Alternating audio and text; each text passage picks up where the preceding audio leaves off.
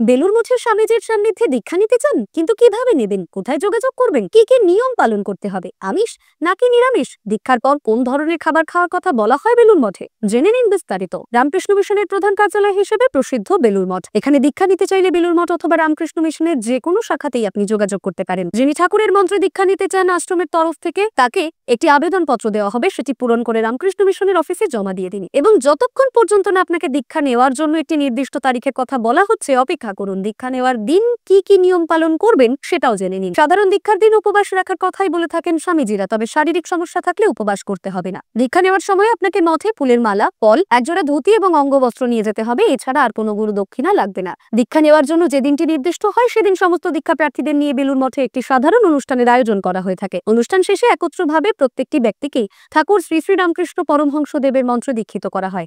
তারপর প্রতিটি ব্যক্তিকে গুরুর কাছে মন্ত্রটি উচ্চারণ করতে বলা হয়ে থাকে। উল্লেখ্য, রামকৃষ্ণ মন্ত্রের দীক্ষা নিলে খাবারে আমিষ বা নিরামিষ সংক্রান্ত কোনো নিয়ম পালন করতে হবে না।